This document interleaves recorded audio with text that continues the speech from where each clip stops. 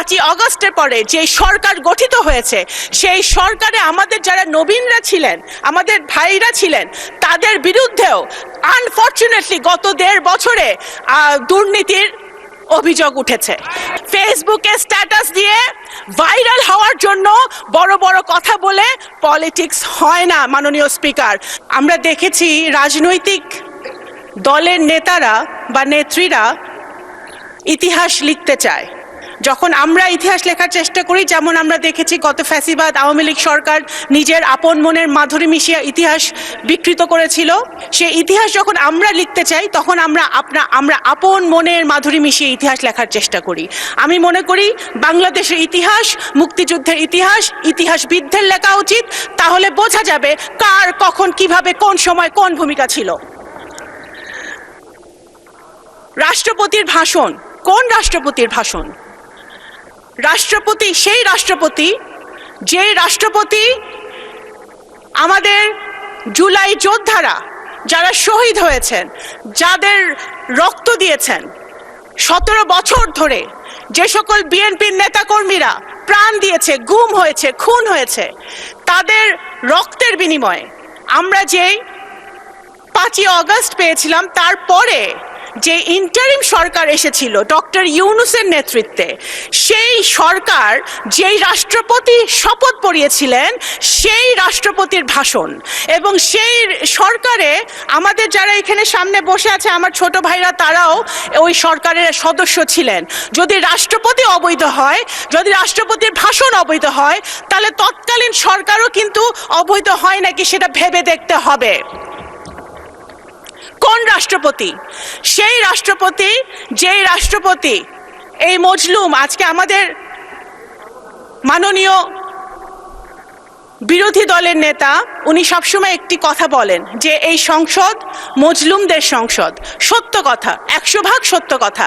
এই সংসদে গুম থেকে ফেরত আসা সংসদ সদস্য আছে, এই সংসদে আয়নাঘর থেকে ফেরত আসা সংসদ সদস্য আছে, এই সংসদে ফাঁসির কেষ্ট থেকে ফেরত আসা সংসদ সদস্য আছে, হাজার হাজার মামলা মাথায় নিয়ে তারা জেল খেটেছে সেই সংসদ সদস্য আছে।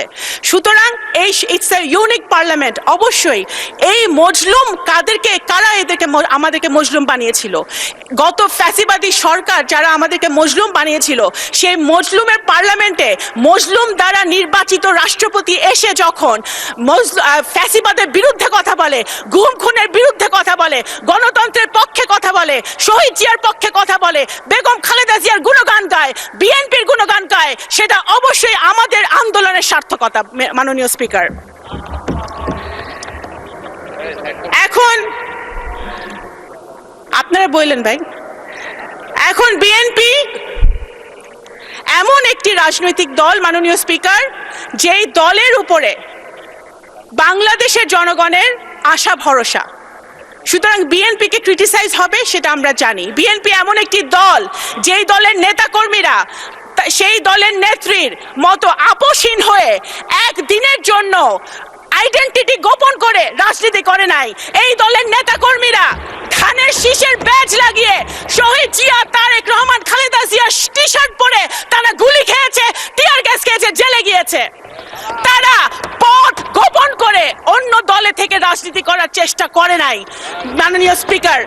আমাদের বিএনপি সেই দল, শহীদ রাষ্ট্রপতি জিয়াউর রহমানের দল, যিনি দেশের ডেভেলপমেন্টের জন্য কখনো আন্তর্জাতিক জাতীয় কারোর সাথে আপোষ করেন নাই। বেগম খালেদা জিয়ার দল, যিনি দেশের গণতন্ত্রের জন্য, স্বাধীনতা সার্বভৌমত্বের জন্য কারোর সাথে আপোষ করে নাই।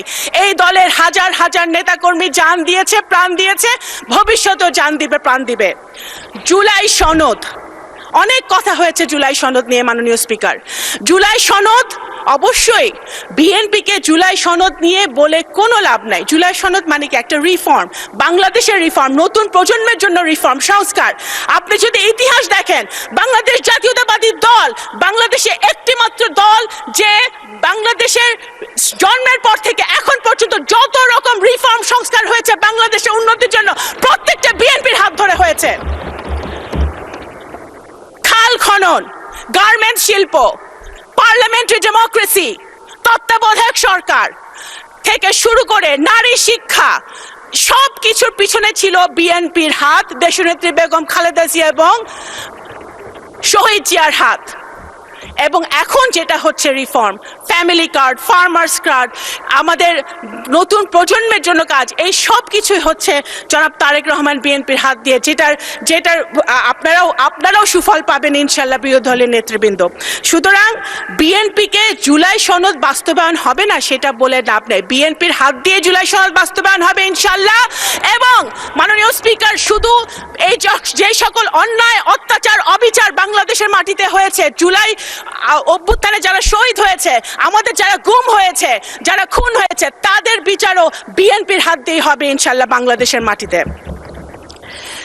মাননীয় স্পিকার, আমরা খুশি, আমি ব্যক্তিগতভাবে আমি একজন রাজনৈতিক কর্মী হিসেবে খুশি হয়েছিলাম যখন আমাদের দেশের ছেলেমেয়েরা মাঠে নেমেছিল কোটার আন্দোলনে, একটা ইস্যুকে কেন্দ্র করে, দেশকে ভালোবেসে। আমরা সেটা খুশি হয়েছিলাম, কারণ আমরা সবসময় বলে আসছিলাম যে এই দেশের নতুন প্রজন্ম রাজনীতি পছন্দ করে না, দেশকে ভালোবাসে না। সেটা জুলাই অভ্যুত্থান মিথ্যা প্রমাণ করেছে।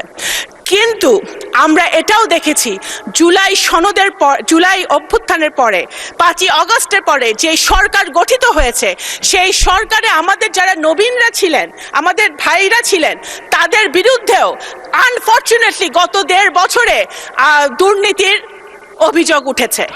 এটা কিন্তু মাননীয় স্পিকার, যখন আমরা নতুন বাংলাদেশের কথা বলি, নতুন অভ্যুত্থানের কথা বলি, নতুন প্রজন্মের কথা বলি, তখন আমরা এই জিনিসটা আশা করি না। আপনারা শুধু ফেসবুকে স্ট্যাটাস দিয়ে ভাইরাল হওয়ার জন্য বড় বড় কথা বলে পলিটিক্স হয় না। মাননীয় স্পিকার, দেশের জন্য যদি কাজ করতে হয়, দেশের জনগণের জন্য যদি কাজ করতে হয়, সরকার, বিরোধী দল সরকারের একটি অত্যন্ত গুরুত্বপূর্ণ অংশ, যদি সরকারে থেকে কাজ করতে হয়, তাহলে এক্সপিরিয়েন্স যেমন দরকার, সাহস যেরকম দরকার, বুদ্ধিমত্তাও সেরকম দরকার। বিএনপি এমন রাজনৈতিক দল যে ফেসবুকে রাজনীতি করে না, তারা রাস্তায় গুলি খেয়ে তারা রাজনীতি করে, শুধু বট বাহিনী দিয়ে, স্ট্যাটাস দিয়ে, মানুষকে ছোট করে, আজে বাজে কথা বলে, ভাইরাল হয়ে রাজনীতি হয় না। যদি 71 সালে ফেসবুক থাকতো, যদি 71 সালে সোশ্যাল মিডিয়া থাকতো, তাহলে হয়তো দেশ স্বাধীন হতো নাকি আমরা জানি না। মাননীয় স্পিকার, আমি একজন মুক্তিযোদ্ধার সন্তান, আমি এতটুকুই বলতে পারি মুক্তিযুদ্ধ নিয়ে যে মাননীয় স্পিকার, আপনি একজন বীর মুক্তিযোদ্ধা। মুক্তিযুদ্ধ we cannot replace মুক্তিযুদ্ধ with anything else. একদিকে মুক্তিযুদ্ধ, আরেকদিকে যত আন্দোলন হয়েছে এবং ভবিষ্যতে বাংলাদেশে যত আন্দোলন হবে সবগুলো একদিকে, মুক্তিযুদ্ধ একদিকে, সব কিছু আরেকদিকে। মুক্তিযুদ্ধকে এবং আমি একজন মুক্তিযোদ্ধার সন্তান হিসেবে বলছি, এবং আমি রিলেট করি। আমার সামনে বসে আছে যারা, নাহিদ বসে আছে, আমাদের হাসনাত বসে আছে, যারা মাননীয় সংসদ সদস্যরা বসে আছে, আই এম সরি, আমি ওদের সেন্টিমেন্টকে আমি রিলেট করি। আমরাও চাই আমাদের সন্তানরাও, আমরাও চাই যে আমাদের সন্তানরা একটি নতুন বাংলাদেশে বসবাস করুক, যে বাংলাদেশে আইনের শাসন থাকবে, খুনের বিচার হবে, ন্যায় বিচার প্রতিষ্ঠা হবে, বাংলাদেশ গুণগতভাবে উন্নয়নের শিখরে উঠবে। সেটা ইনশাল্লাহ আমরা যদি ঐক্যবদ্ধ থাকি, কাদা ছড়াছড়ি না করি, আমাদের এই পার্লামেন্ট থেকে ইনশাল্লাহ সূচনা হবে ইনশাল্লাহ। আসসালামু আলাইকুম। ধন্যবাদ মাননীয় স্পিকার। ধন্যবাদ মাননীয় প্রতিমন্ত্রী। যখন সংস্কারের ট্যাবলেট বিক্রি শুরু করলো ব্রিগেডিয়ার জেনারেল বাড়ি, ফখরুদ্দিন মঈনুদ্দিন চক্রান্ত বিরাজনীতিকরণের, আমাদের অনেক নেতা ভয়ে ভীত হয়ে দলে দলে একসঙ্গে হলো, খালেদা জিয়াকে পরিত্যাগ করলো, তার ডাকে সাড়া দিল না। সেদিন তৃণমূলের নেতাকর্মী, জনসাধারণ খালেদা জিয়াকে শক্তি জোগালো। খালেদা জিয়াও চ্যালেঞ্জ নিল, আমি দেশ ত্যাগ করব না। দেশ ত্যাগ করেন নাই, তিনি মোকাবেলা করেছেন, তিনি জেলে গেছেন। তিনি আমাকে একদিন পাঠিয়েছিলেন জামাত ইসলামের আমির জনাব মতিউর রহমান নিজামীর কাছে। সেখানে অ্যাডভোকেট কামরুজ্জামান সাহেব ছিলেন, সেখানে কাদের মোল্লা সাহেব ছিলেন। আমি ম্যাডামের অ্যাপ্রোচটা বললাম, এই মুহূর্তে আপনাদের সহযোগিতা উনি কামনা করেন। মতিউর রহমান সাহেব খুব ভদ্রলোক, খুব নম্রভাবে কথাবার্তা শুনে বললেন যে আমাদের সেক্রেটারি জেনারেল সাথে দাদাবাবু একটু কথা বলেন। আমি পাশেই পেয়ে গেলাম সংগ্রাম অফিস, গেলাম। আমি যখন আলী হাসান মুজাহিদকে বললাম, তিনি যেই শব্দটা বললেন এই পার্লামেন্টে আমি উচ্চারণ করতে পারছি না। তারা একটা বিবৃতি দেয় নাই। তারা বলেছে তারেক রহমান খালেদা জিয়ার অপকর্মের দায় জামাত ইসলাম নেবে না। আমি পরে আবার ফেরত আসলাম নিজামী সাহেবের কাছে। তিনি একটু বিব্রত বোধ করলেন, বললেন দাদাও যান, আবার আসবেন, আবার কথা হবে। আমরা কিন্তু তাদের বিচার যখন হয়, আমার নেত্রী বেগম খালেদা জিয়া বারবার বলেছে তাদের উপর যেন ইনজাস্টিস না হয়, বিচারে যেন স্বচ্ছতা থাকে, বিচার যেন প্রশ্নবিদ্ধ না হয়। আপনারা খালেদা জিয়ার মুক্তি চাইছেন, একবার বলেন খালেদা জিয়ার প্রশ্নে আজকে আপনাদেরকে পতাকা দিচ্ছে, মর্যাদা দিয়েছে, তার মর্যাদা আপনারা কতটুকু রেখেছেন?